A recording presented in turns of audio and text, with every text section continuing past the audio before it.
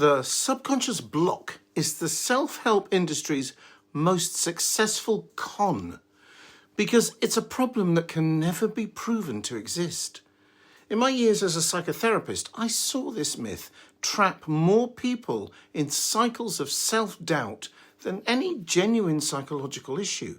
It's like being handed a bucket of paint and sent into a dark room to fix the walls. You're told you have a block and that subliminals, affirmations, or a new mindset are the way to clear it, and you're pushed into the darkness of your own mind to repair something you can't even see. The promise is that with enough effort, you'll finally hit the wall. But when your manifestation doesn't appear, you're left questioning. Did I not throw enough paint? Is there even a wall? Or am I fundamentally broken? Imagine the physical ache in your shoulders as you keep throwing paint at a wall you can't see. The smell of the fumes and that cold, sinking feeling in your gut every time you turn on the light and realize nothing has changed. This isn't just ineffective, it's a dangerous loop that externalizes your power. The truth is, you're not painting in the dark. You're searching for a wall that was never there to begin with. So, what exactly is this block we're supposedly trying to find? It's presented as this hidden barrier in your mind, a relic of a past trauma or a deep-seated belief that sabotages your success. The theory goes that by identifying and reprogramming this block, you can finally manifest what you want. But here's the lie. There is no such thing as a subconscious block, not in the way it's sold to you. The subconscious mind isn't a storage unit for dusty, self-sabotaging beliefs. It's an intelligent, pattern-recognizing system that operates on repetition and familiarity. The feeling of a block isn't a hidden monster under the bed. It's simply the familiarity of an old pattern. It's the feeling of driving the same road to work every day. The road isn't blocking you from a new destination. It's just the path you know. The real danger is in believing that this familiar path is a wall that needs to be broken down. This belief creates a constant state of internal conflict where you're at war with a part of yourself you can't even locate. Why is this myth so incredibly appealing? Why do we cling to the idea that a part of us is broken and needs fixing? Well, it's simple. It provides a tangible external reason for our lack of results. If your manifestation hasn't arrived, it's not because the universe works in mysterious ways or because life has its own timing. It's because you have a block, and a block can be found. A block can be cleared.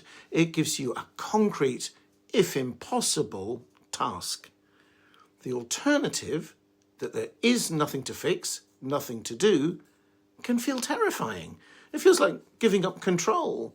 We'd rather have an enemy we can fight, even if that enemy is a phantom living in our own mind, than sit with the quiet uncertainty of not knowing. This lie preys on our need for a cause and effect explanation for everything. It's the perfect product for the self-help industry because you can never prove you're cured. You can always find another block, another layer to peel back. It's an endless game that keeps you searching and buying forever. It's a con built on the very human fear of being powerless. It's the 3 a.m. Google searches for how to clear money blocks, the stacks of journals filled with the same affirmations written 1,000 times, and the quiet desperation of wondering why everyone else seems to have the secret but you. You might dismiss this as clever marketing, but the damage is real. This belief doesn't just waste your time, it actively trains your brain to expect failure. As a psychotherapist, I've seen the clinical toll it takes. Let me show you what this does to your mind. This belief in a hidden block does more than just waste your time. It actively harms your psychological well-being by creating a state of learned helplessness. You start to believe that your success is contingent on finding and fixing this invisible flaw. When results don't appear, you don't question the method or the underlying premise. You question yourself. You think, I must not have listened enough, or my block is deeper than I thought. This is the core of the danger.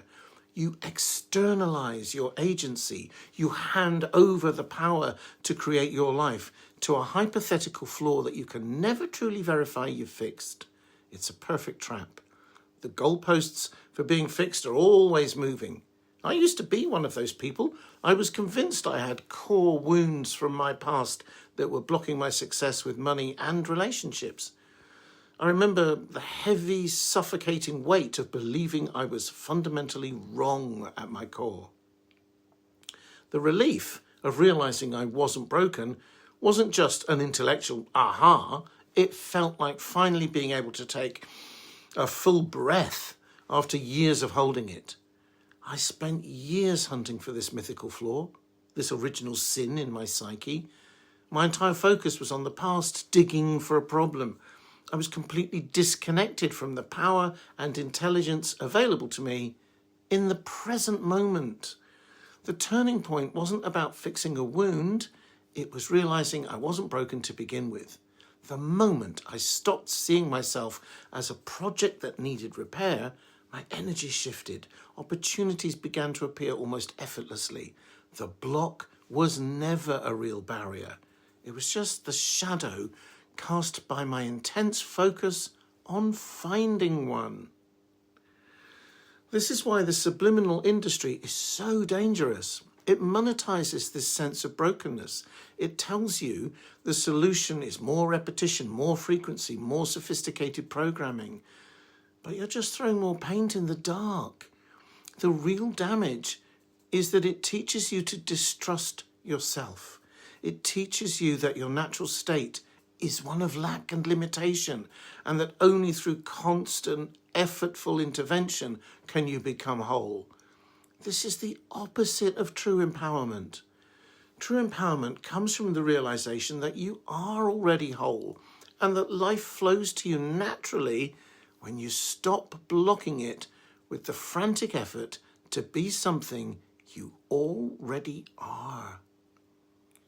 So, if it's not a block, what is that feeling of resistance? What is it that makes change feel so difficult sometimes? It's not a monster in the basement. It's something much more ordinary and much more manageable. It's the momentum of habit.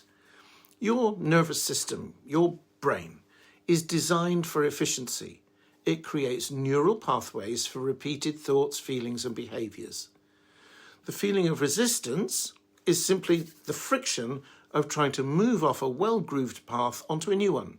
It's like trying to push a car that's in park. It takes a lot of initial effort to overcome the inertia. That's all it is. It's inertia, not a blockade. Think about brushing your teeth at home. You automatically turn on the cold tap without a second thought, even half asleep. But if you go to a hotel where the taps are reversed, you might turn on the hot water by mistake for the first couple of nights. You notice, laugh, and correct it. It's no big deal. That hesitation isn't a block. It's just the familiarity of the usual tap. So, if the taps are just habits, what about the fear? Most people think fear is a stop sign. I'm going to show you why it's actually just weather and how to walk right through it without needing a single clearing technique. The subliminal message saying, you are abundant, is like the GPS telling you to turn left. Your habitual thought, I never have enough money, is the familiar right turn. The brain, seeking the path of least resistance, will initially gravitate toward the familiar. This isn't sabotage, it's physiology, it's efficiency. The other component is fear. But again, fear isn't a block. Fear is information. It's your system's way of alerting you to perceived danger. When you contemplate a big change, more money, a new relationship, greater visibility, Your system might signal fear. The old model would say, aha, a subconscious block against success. We must eliminate this fear.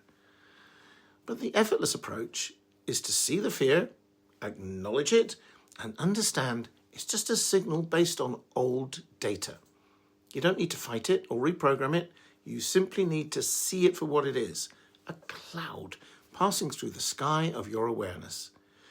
When you stop treating fear as a definitive stop sign and start seeing it as weather, it loses its power to control you. The path forward becomes clear, not by eliminating the fear, but by seeing through it. The way out of this entire cycle is to stop looking for what's wrong with you. The search itself is the problem. Every moment you spend analysing your blocks is a moment you are reaffirming the story that you are broken. You are reinforcing the very neural pathway you think you're trying to change. The solution is counterintuitive. It's to give up. Not give up on your desires, but give up on the war with yourself. Give up on the need to fix anything. This is where the real work begins. It's not about doing more. It's about being still.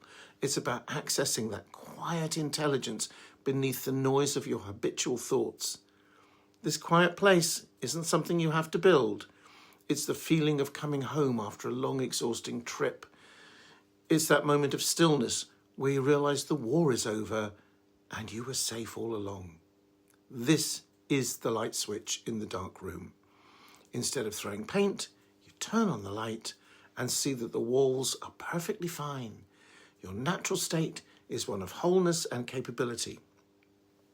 From this quiet place, action becomes inspired and effortless. You're not acting from a place of lack, trying to get something you don't have.